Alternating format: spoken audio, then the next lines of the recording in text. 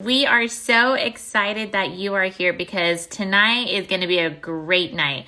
I know that parenting, I have a 3-year-old who thinks she's 4. I have a 3-year-old and parenting is hard. Parenting is hard anyways, let alone during a pandemic.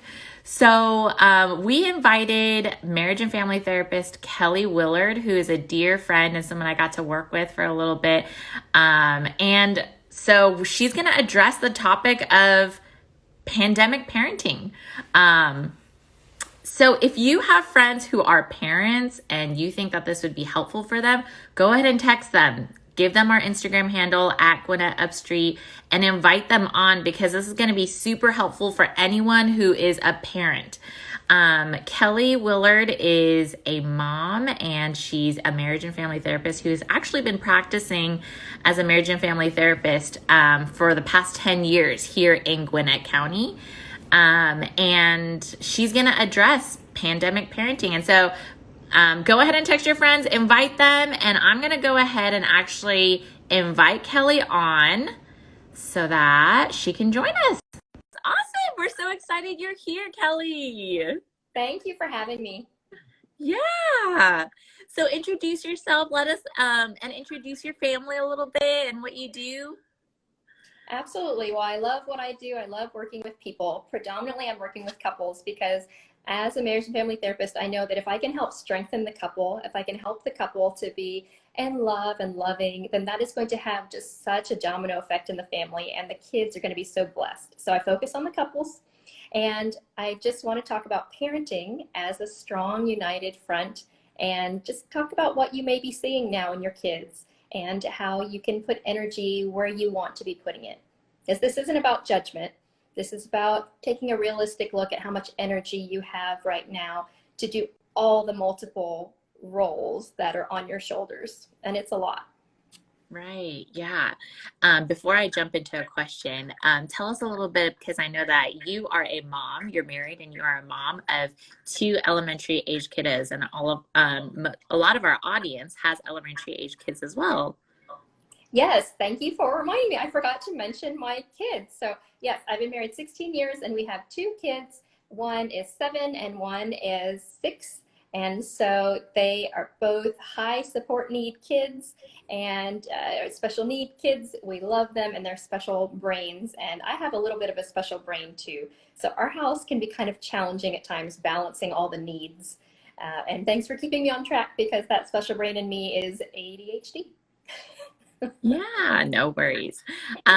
So this might seem like a little bit of an obvious question, but just to help kind of frame what we're talking about, I was curious, why do you think it's so challenging for parents right now?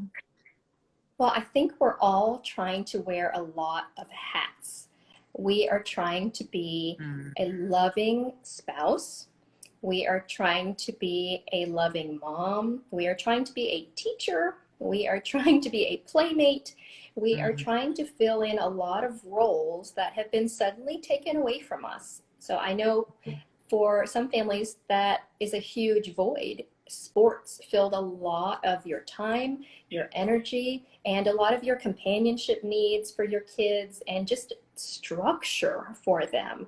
And specifically for some brains, getting out and getting moving in that organized way is really like, for lack of a better word, it's like a healthy form of medication for that type of brain to just feel calmer and more balanced. And so without that, all of a sudden, you as a mom are trying to create these these opportunities for exercise and things. And we maybe did not go to exercise camp school. And most of us are not actually teachers. And it's hard even as a therapist to do this juggling. So it's very challenging. There's a lot on our shoulders. Yeah. So as a therapist, but even maybe just as a mom, what are some feelings that you're noticing people are experiencing and feeling? Overwhelm. And I don't want to discount that some people out there may actually have kind of settled in now. I want to just high five those families. I don't want you to be watching this and thinking, oh, should I be more stressed? There could be some of you watching that are just getting some general encouragement from this talk, and that's awesome. Some of you are going to be really struggling though, and so I'm kind of speaking directly there for some extra kind of encouragement. So I'm hearing a lot of anxiety about how long this is going to last. What is our new normal? I'm overwhelmed, my partner's not responsive, or I have no partner and it's all on me. And there's just so much to do in a day with those hats I mentioned. Yeah. So what's a way that you feel like, because I know that I'm definitely feeling like I'm wearing a lot of hats. What is a way to help balance those hats so that you're not wearing so many of them? Or what are hats that we need to just take off? I don't know. Right. Well, I think one that is kind of a funny joke now, but do you remember when all this started, we were all sort of at home panicking, and some of us, I want to acknowledge, may still be in panic mode. And so I really hope not. And if you are, let's encourage you to reach out to someone, a professional that may help you get out of survival mode. But some of that may be unavoidable if you've lost jobs and that's your reality, is survival mode. So I do want to be sensitive to that. But for a lot of us, we sort of started out with thinking, all right, this is what it is. I'm going to put a lot of energy toward this. I'm going to make a color-coded chart. And that's going to be the hat I'm going to wear. I'm going to be our family rule enforcer because structure and color-coded things are going to help us. And so many of us have, thank goodness, maybe taken off the enforcer hat. Unless that's working for you. I know my son is autistic, and sometimes picture schedules and colors help. And I'm very visual, and sometimes that helps. So I don't want to make fun of that too much. But for a lot of us, we just realized, well, this is actually going to be a little longer than we thought. It's normal for our high energy at the beginning to have dropped down as we get more and more tired. Maybe some of those Pinteresty kind of things, if that's not your normal, maybe have fallen away, and we've become more flexible. So let's maybe take off the rule enforcer hat, except for things like safety, and let's maybe put on the creative, flexible thinker hat, because it might not all be according to a black and white or color-coded schedule. We may need to be a little bit more flexible with our problem solving these days. Yeah, totally. It sounds like a lot of people are really agreeing with that. Oh, I hope so. Hit those hearts. I can see those hearts. Yeah. Makes me feel good. Yeah. Miriam said, I threw away that schedule after week 3, just had to do the day in chunks. And didn't it feel good to get rid of that? And so as a metaphor there, taking off whatever hat you can, acknowledging I am never going to be as good as my kid's teacher or their gym coach or their soccer coach. Release that judgment. Your kid is not expecting that of you, to meet that standard. That is a standard that your brain, in true mommy guilt form, has put on you. And all your kid wants to know is that you're there with them here in this time, that you love them, and actually that you want to be with them. Not all the time. Some boundaries and space is important, and we'll get to that. But they want to know that you choose to be here with them in this time of uncertainty, to borrow a trite phrase now, but in this time that's different, they just want to see you. And if you can show up with whatever energy you can, you don't have to be perfect. All they need is you. Yeah. Yeah. So speaking of that, needing space and boundary, there was a mom who submitted a question that said, my 9-year-old has to be near me or touching me at all times. How do I get space while not breaking her heart? I loved this question because I have one of those. I have 2 of those actually that are just very, very on top of me. One of them started at 5 this morning of, Mom, I'm awake. And I thought, oh, that's wonderful. I guess we're starting our day. Let's go back to bed. Let's go back to bed. Yes. And so we, spoiler alert, we did not start our day at 5 because this is a 6-year-old who I gently walked back to bed, put her back to bed, and she was able to sleep until a reasonable hour. I feel for you, those of you who have younger children who that might not be the case, where they are not able to do that. And to let you know, I have full empathy for that. My children personally did not sleep through the night until One was about a year and one was about 15 months old, I believe. And so I've been there, done that. And for some of you, that is even more so into the age 4, 5, 6. There are sleeping issues that are common. And maybe you've even seen a regression because of separation anxiety. Kids have a lot of big feelings, not a lot of place to go. A really common place for those feelings would be to show up in this separation anxiety stuff. So we end up with 9-year-olds who are wanting to be on top of mommy, or mom. We end up with children like mine today. My 7-year-old said, came into my bathroom, not where I was, in the front part of the bathroom, crying, saying, "Mom, you didn't tell me where you were." And it broke my heart because I was just going to the bathroom. I thought that he might have seen that I went to the bathroom. And so I had to have that conversation about, well, there are times where mommy will be needing privacy, just like you need privacy. And so we've had to have several conversations about the need for privacy in this time and space for just being a human, that's a human need, and that they have that need too, but just in maybe a different way. Right now, they're going to want to be with us and we want to be with them. But they also, if they stop and think about it, they probably do want some time to do their favorite Lego project or coloring or something. Maybe we practice with increments of space and we don't call it, "Oh, mommy just needs to get away from you." Right. Remember how mommy needs space sometimes, just like you like to play with Legos alone sometimes. And like I said, build up to that, depending on the developmental age of your child. That may be difficult or easy. You may have an introvert child, but in this question, it doesn't sound like it. It sounds like someone who's having a little bit of anxiety spiking, really feeling the loss of companionship other than family. And mom or dad may be all that's around right now, first because of social distancing. And of course, that's where they're going to get their little extroverted needs met. Yeah. I love what you're saying about how it's about just communicating, openly communicating in a way that's developmentally appropriate for them. Yes, it's always good with kids to try to connect a big concept.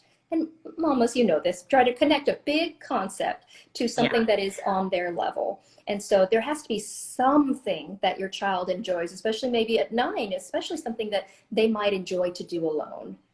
And so let's connect the dots too. Just like you like to do this, you like to read alone sometimes. Well, mommy has that need too. Yeah, I love that. Has that need too. When I was your age, I enjoyed to do this by myself. Maybe we can try that, or and just putting that relationship first. I do want to choose you. Hey, remember later tonight we're going to watch that movie together? You know, what kind of popcorn do you think we should pop? Yeah. And just always put that relational part first. Remind her that we're going to do something in the future, not, oh, but we've spent so much time together in the past. The past doesn't matter in that moment of anxiety for her. She wants to know that you do choose her and that you're just not choosing her right this second. You're going to choose her for movie time. Yeah. So there was an adjacent question that was similar to this. What are healthy ways for introverted parents to create space for alone time? And I thought that was such a good question. So truth be told, I had to ask my husband on this because I max out the charts for extroversion. And like, you can't tell. Alyssa knows this about me. And so that's not to say I don't need my alone time. Of course I do, but it's just much less. Although now with quarantine, I think I completely understand. I think I've become an introvert. No, I get it. My empathy has spiked now. For introversion is a special way to say that you recharge your energy battery from that quiet time, from that lack of stimulation from other people. And that is okay. Extroverts recharge through connecting with other people. And that's okay. So of course, with all the people in your household, you on top of you, and the sounds and the stimulus of anxiety kind of constantly playing in the background of your mind, maybe. Sometimes it's hard to escape that, even as an introvert. And so what you could do before, you don't have access to sometimes now. And you're feeling that loss more than an extrovert in terms of your quiet time. And so how you get that is going to be really dependent on your communication skills.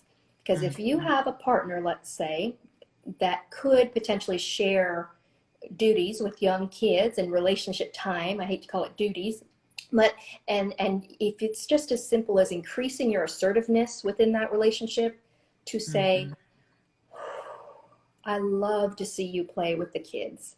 They adore you when you wrestle with them. That's different. I don't really wrestle with them. Do you think that you could give them some wrestling time today at 5? Because that would allow me to retreat, and I need that. So the kids get what they need, I get what they need, what I need.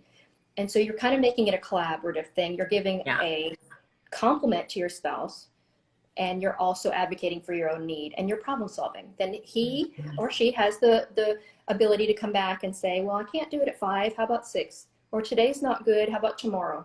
And it's going to be that back and forth. If you do not have a supportive partner, or if you're doing this alone, that is much more challenging. And it depends on the self-regulation skills of your child.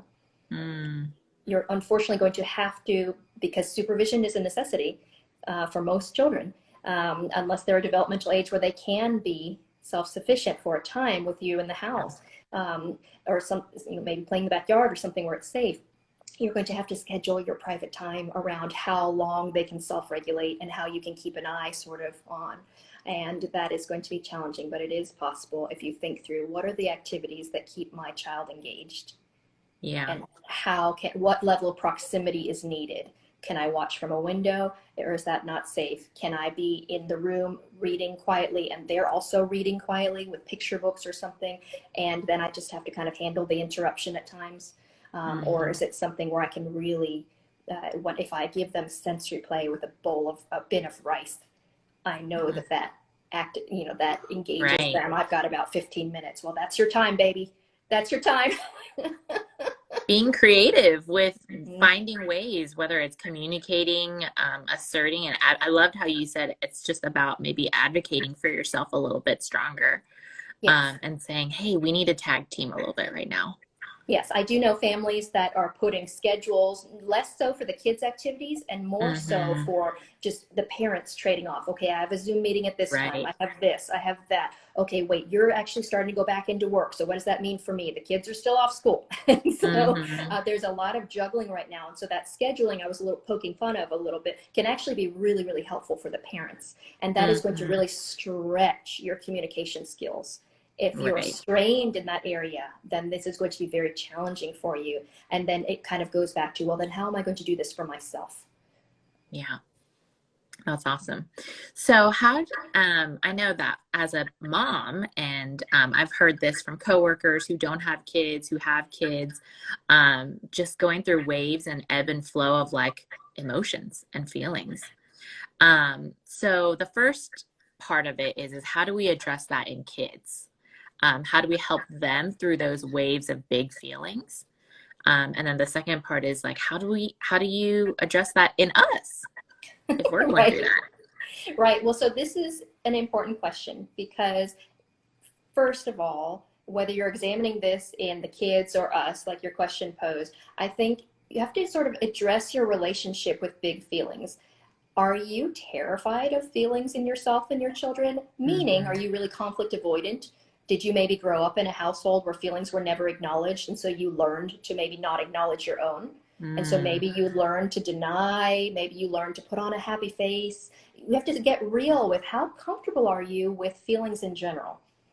And so that's going to play a role in how you are going to hopefully be able to learn to validate the feelings in your child, because big feelings are just sort of the norm right now. And I would rather, as a counselor, see the big feelings come out instead of the child internalizing those feelings and pushing them down, because then you're going to see behaviors like maybe a return to bedwetting, or maybe a refusal to eat, or some regression in language skills or something like that, if they're internalizing all that stress. As parents, it's part of our job and our honor, really, to be able to see the feelings in our children and send them that message that it is okay to feel what you need to feel. Big, bad, ugly, all of the things. And if we didn't grow up like that and we don't treat ourselves with that kindness, it's going to be very difficult to do that for our kids. But I think that's a great way that we can show up for them and us, is just to be present with them and not tell them, what are you doing? Don't do that. Mm-hmm. Let's get it together. Or to tell Mm-hmm. yourself that. Get it Right. together, self.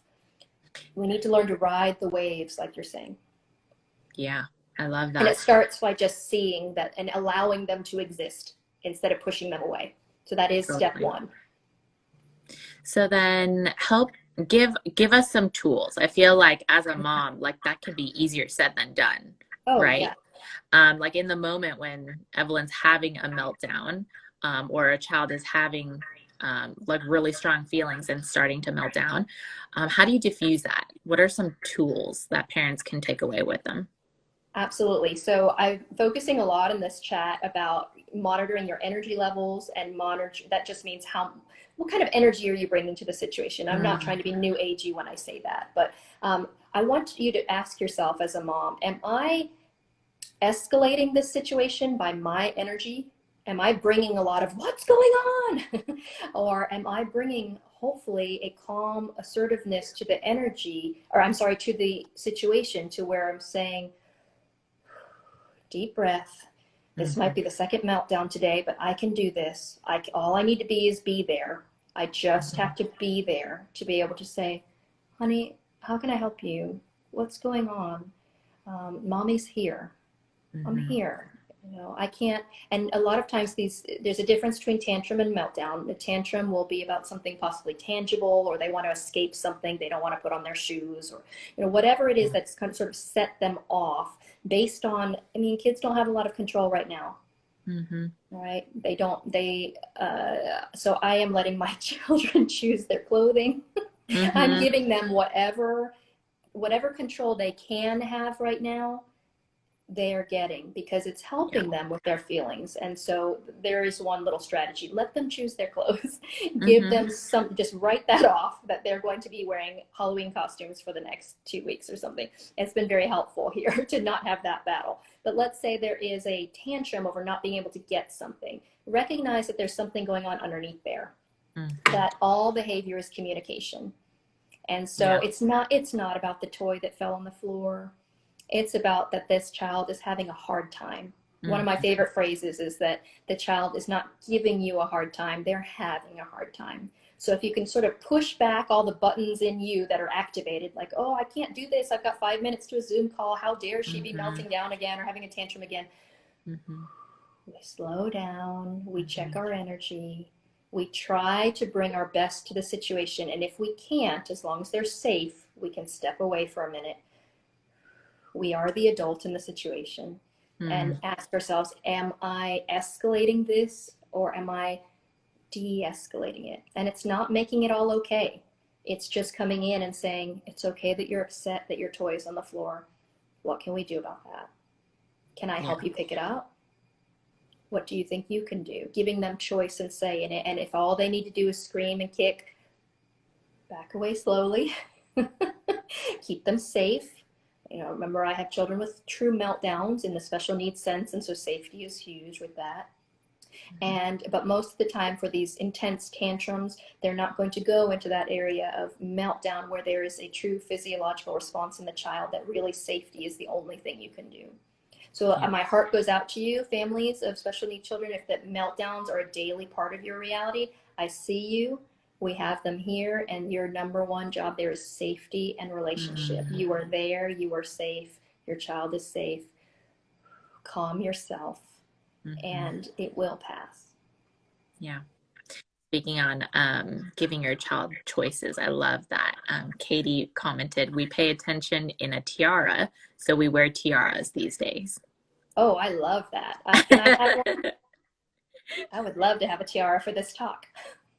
Yeah. So speaking about meltdowns, but what happens when mommy has a meltdown? What should we do? What are tips and tools Oh. that can help us, or All right. dads? Raise your hand if you've had a mommy meltdown this pandemic.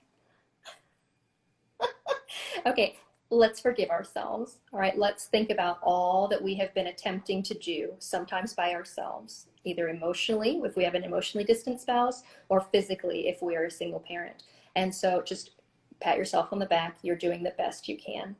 We need to remind ourselves that this is a challenging time, and it will Mm-hmm. not be forever. And so I would like to say from this point forward, let's try to have a better check on ourselves, not meaning better control over ourselves. Notice how I didn't say control over ourselves, because that can be counterproductive. Sometimes we can just try so hard to get control over ourselves that we actually lose control, because that's very challenging, especially if you have a different kind of brain where physiological arousal, anxiety, depression, those things are just a little bit more normal for you. And so it's hard to kind of bring yourself down. So what I say is check yourself, get a better check, a better read on yourself. What are the red flags that you are approaching a future meltdown? Because when you have a meltdown on a Friday, it's been building. It's been building since about Wednesday, Monday, who knows how long it's been building. And so for some of us, we do go from 0 to 60 pretty quick. All right, I want to acknowledge that. Some temperaments just are flare up more. But really, Alyssa. Guilty. All right, me too at times. And so, but if we're really real with ourselves, this is why I called this getting real and making it work. All right. If we're really real with ourselves, we can slow down after we've calmed down. We can slow down and see, oh, this was building. I missed my self-care opportunity. I didn't get help for the past 3 days. I have had an unrealistic expectation for myself, or I've faced some criticism, or something has gotten under my skin. Something has planted the seed of this meltdown. And in the future, we need to be able to be aware of those red flags and diffuse them sooner. And so, okay, so none of that helps if you're just sitting there crying tonight because you've had a meltdown at 7:59 and you logged on to this. So let me speak to that person. If you're in that period of guilt after a meltdown, breathe through. Your Heavenly Father loves you. You have encouragement from me, from Alyssa. You are not alone. Let's focus on making amends, first with yourself. Forgive yourself, tap into God's grace there, and then repairing the relationships there. In your meltdown, you've probably wounded someone. And so we need to say those I'm sorries. And your kids need to see that, well, mommy's a person too. Yeah. Mommy sometimes loses it. All right. But mommy always comes back. Mommy always comes back. I love that. The child is not the problem. Mommy's feelings aren't even the problem. Feelings are okay. Mommy's choices were not wise. And the good news is that we can all, mommies included, we can all learn to make better choices. And you renew your commitment with your kids, your spouse, whatever it is, and you wipe the slate clean. Tomorrow is a new day. I love that. What a perfect way of modeling for our kids too, on how to ride those waves of emotions and how do we amend the things that we say or do while we're having a meltdown afterwards. Yes, and I see someone saying, I feel like I'm apologizing all the time. Well, you're probably doing something right then, because I know it doesn't feel great to always feel like you're apologizing all the time, but let's focus on the strength in that you are modeling to your family and to your children that mistakes happen and no one's perfect and God loves us anyway. And you know what? When mommy has a mistake and has to apologize, she's not beating herself up for too long, I hope. She's working on just fresh start, clean slate. And it is okay to move 3 steps forward, 2 steps back, 3 steps forward, 2 steps back. That is how growth happens. And we call that a growth mindset. If we can give our kids a growth mindset, think of the amazing futures that they're going to have, because they're going to be more tolerant of making mistakes. And mistakes are how you learn. Totally. Oh gosh. It's like a gold mine. I just want to soak everything that you're saying and remember it forever. Have it engraved in my heart. Kind. You're so kind. I love our conversations, Alyssa. Just you and I being friends and mamas has been a blessing to me in my life. Oh, me too. So speaking on anxiety, we had a couple of moms submit questions about anxiety, and one of them specifically said, how do we prevent long-term anxiety from this pandemic for our kids and even for ourselves? I hear the mommy's heart behind that. It really is. It really is so sweet that you want to protect your children from anxiety, and that would be appropriate to a degree. I think we really have to be aware that we can only buffer our kids in life from so much. And so our children, the reality is that our children this is a part of their lives, just like maybe 9/11 is part of our life or something like that. This is a time in their life that they will remember. And so nothing we do is going to fully erase the anxiety from this time. There will be some effect from this time, and hopefully it will be a lot of good memories peppered in there too. Because just to borrow from a marriage counseling kind of ratio that we use quite a bit at Building Intimate Marriages and in my own counseling, John Gottman is a marriage researcher that states that healthy marriages can have a lot of success if they have a ratio of 5 positives for every 1 negative interaction. And so I would say the same thing here with anxiety. The goal here isn't to buffer your children from all anxiety. It's to acknowledge that there will probably be some residual anxiety for some time to work through for all of us in some way. We've all had to cope differently and learn new skills. We're all changing through this, and hopefully in some good ways. But if your child has one anxious, even if it's a panic attack or something, if they have one interaction that's anxious or one anxious thing, if there's 5 positives to balance that out, it's probably going to be okay.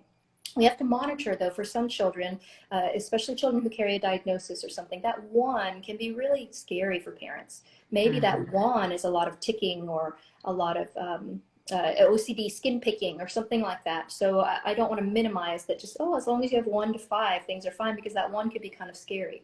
But my point is just, let's make sure there's a balance. And overall, the anxiety carried through will be, you're going to be learning to cope with it pretty well. Right. That makes sense. That. Yeah, totally. I feel like that's super helpful to keep in mind too, of like, you're right, that anxiety is not something that we can shield our kids from 100%. And yet there's something that we can do to counterbalance that.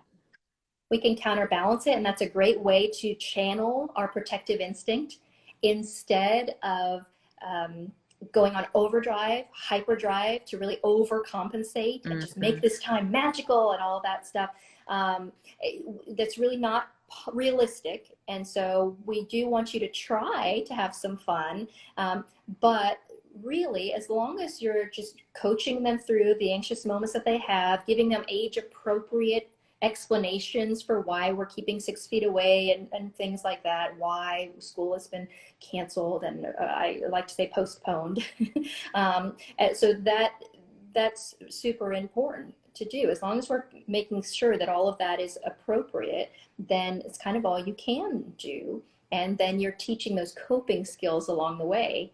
That I get really excited thinking that this generation of kids going through this right now may possibly emerge with better coping skills than kids who have not had this in their lives. Very true.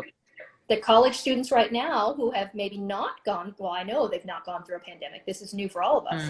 The college students right now have not ever had to learn these skills. And so therefore the parents have not had the opportunity to coach these skills. And so there is a reframe here to think about this situation, not like it's all sunshine and roses, but there's an opportunity here that I hope does not put pressure on you, but I hope that it encourages you and gives you some motivation for why and how this may be occurring in our lives. This could be profound in how we grow our children up, even though we just want to keep them little forever. They do need to learn skills from us, and we will do that step by step, opportunity by opportunity, and you don't have to get it right the first time. You have some time. That's why we get 18 years with them until they go and do whatever they're going to do. Right. And then some come back, Yeah. So for parents who are watching or as they're thinking about their kids, as you were talking, what are some indicators for parents that you feel like could be an indication to them of maybe the parent or a child might need a little bit of extra mental health support? Yeah, I think that's a really great question, because a lot of what I've shared today have been coping skills for that mid-range where things aren't super great, but they're not super awful either. We're just kind of in the muck of some days are good, some days are bad. But I know in my household when we have gotten out of the middle and we have dropped down. And in my household, I know because of my children's special needs, it would be an escalation in those behaviors that are either self-harming in some way. Picking at skin was the example I gave earlier, as one, or there are some other ritualized kind of things for my child with PANS, pediatric acute onset neuropsychiatric syndrome. And then for my autistic child, if I see this child engaging in not in self-harm anymore, there's no self-harm there, but in sort of obsessive kind of things, or emotional outbursts that are not common for him, then I know, okay, this is an escalation in behavior. So it's sort of taking a temperature reading of what is the baseline for my child's tantrums? What is the baseline for my child's anxiety and my child's behaviors? And if I'm seeing them sort of spike, oh, I have another Panda's mom there. Hi, Panda's mom. That's Katie. Hi. And so if I'm seeing an escalation in those behaviors, that's a good bet that either the anxiety has spiked. It's kind of hard to point it to a strep infection right now, Katie, because our kids are just not exposed generally. They're not out where strep is a lot. But and so that used to be a spike for Panda's moms to pay attention to. Has my child been exposed to a germ, like strep, that would be tied to the obsessive kind of behavior? Now we don't necessarily have that. We just have, there's a lot of anxiety probably, or just boredom, or all these other kind of triggers. And so if you're seeing an escalation behavior, long story short, and you've sort of done your best to give whatever energy you have, your bandwidth is really not there because you're tired, and you just need that extra level of support to either give you a structured path and different things to try. Maybe your brain is so overloaded, the thought of creative problem solving is just impossible right now. That's okay. You can pay somebody to help you do that. you can enlist the help of a supportive coach or therapist that can look at your situation and not tell you what to do, but support you with the strengths that you have and help you maximize those strengths. Yeah. It's not going to be financially feasible for all people, but for some of us to be able to rearrange and prioritize support is possible. And so this would be the time to do that. If you're seeing the behaviors increase, or if you're seeing things that are alarming to you, or if you're seeing a huge regression in behaviors that is not responsive to any of your efforts to support, or if in yourself you're having thoughts that are very very sad for you, very down kind of thoughts, instead of sort of being able to be encouraged at some point. If you're feeling a flat line effect or a low, like nothing really is affecting you well, positivity is not really getting in there, then that would be a red flag for you. That let's seek some support before that, or so that doesn't become your normal. Yeah. We want to be able to experience joy again. Right. And this is for all of our viewers, but Kelli is actually offering like 30-minute session time slots. So if this is, as you're watching, you're thinking, man, this might be something that I could benefit from, that whether it's a short check-in or just some guidance, some coaching, some mental health coaching, if you're feeling like that is something that I need once a week, once every other week, something like that, that's something that Kelli is going to offer. And Kelli, how can people access more information about that?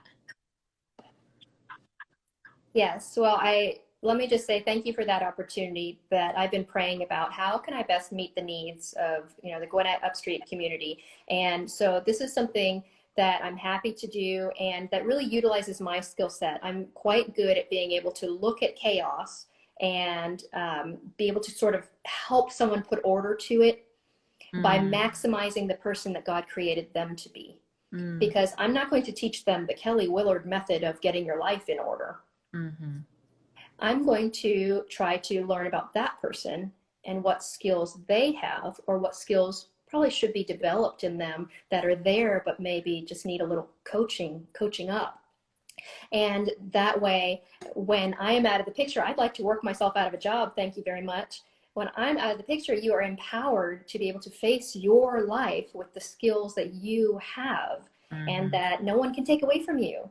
God created you with a certain gift into the world, and it's so hidden sometimes by stress. And I like to try to uncover that. So 30-minute sort of coaching sessions, or a therapeutic coaching, because I am a therapist, it would be to come in with some level of chaos, which would be normal right now, and to leave that 30 minutes with some sort of path forward. I would love to be able to put that in writing for you, to sort of summarize our discussion, to say, here's where you've told me you think you might have energy for, and here's where you say you don't have any energy for.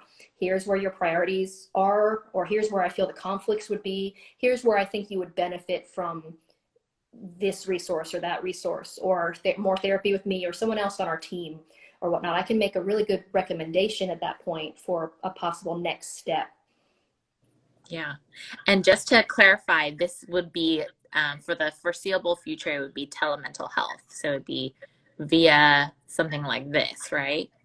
Yes, because as you can see, I'm going to shift the camera a little bit so you can see my art. It says, stay a while, with a typo that makes me crazy. If I had made this, okay, if I had made this, I can't even look at it.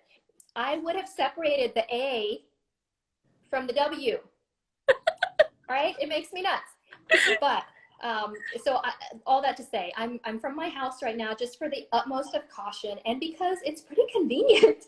And I have this great ring light, and I use a secure HIPAA compliant platform where your web chat is completely confidential, and it works really well. Our connection is quite nice. The audio and visual very rarely give us any issues, thank the Lord.